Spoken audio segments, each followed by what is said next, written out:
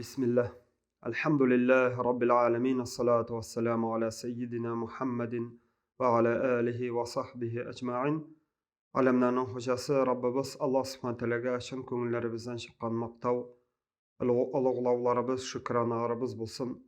Peygamberimiz Muhammed Mustafa sallallahu aleyhi ve sellem'ge Allah Teala'nın yaratkanı, Allah'ın Mustafası, Peygamberimizge köngül türlerimizden çıkan salavatlarımız hem selamlarımız bulsa idi.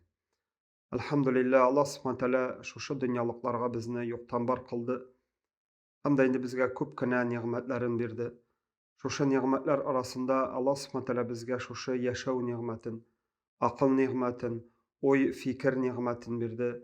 Hem indi bu adam bağların başka bir mahluklardan, hayvanlardan, hem başka bir zatlardan indi bizlerini ayırıp duradır.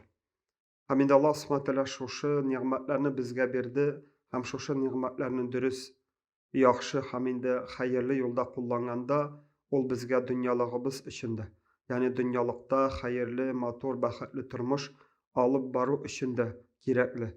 Hem indi şuşu Allah Teala bergen nimetlerini dürüst etip, hayırlı etip Allah Teala koşkança kullansak, indi biz şuşu Allah'ın mengelik turmuşu ahirette de indi baxetli bulaşakbız.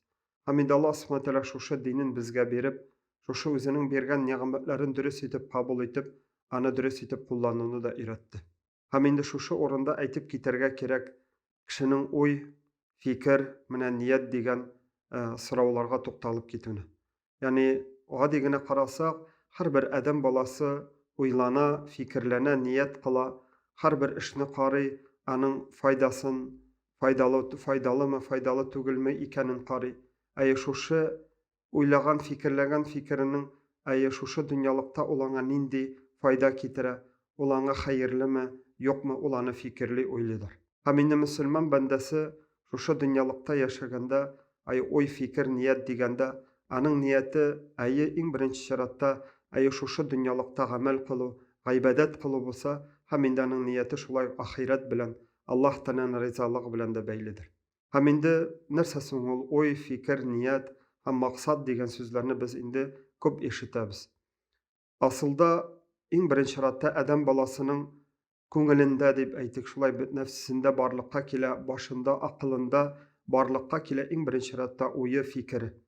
Yani anın nersesi bulsa, ya ki nefsisine tayanıp, ya ki teninin ihtiyacın kanagatlendiği niyeti bilen, ya ki damasa özünün turmuşta alıp baratıran koygan, indi turmuşunda kirekli bulan ihtiyacın kanagatlendiği niyeti bilen, ayağının köngülünde oy fikir, yani şuşunday fikirler barlıkka kile. Ama lakin oy fikir derecesine kiluga, indi Müslüman bendesi oylanırga tiyiş.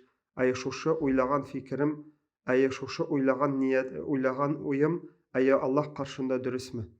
Ay Allah Teala karşında bu mena şuşu dünyalıkta da, ahirette de fayda kitirir mi, hayırlı bulur mu deyip, indi Müslüman bendesi in birinci şaratta oylarga tiyiş. Hem indi asılda in birinci, ay oy fikir derecesinde, indi bende özünün indi aldağı şuşu oyuna fikrine tayanıp, indi aldağı basqıç niyetlewge jitkençe şuşu oyun fikirin indi bir qat ilek aşa uzdırıga tiyiştir. Hem indi mında indi bizge ilim de kerek. Mında indi qaydadır kengeş de kerek. Qaydadır indi wagaz nasihati bizde kerek. Amma lakin şuşu oy fikirlerimizni indi oy fikirge kilip jitkende indi biz dürüstlerge hem indi bizge dünyalık üçün faydalı mı, yoki ahiret üçün faydalı mı, biz şularni oylanırga hem fikirlerine tiyişbizdir.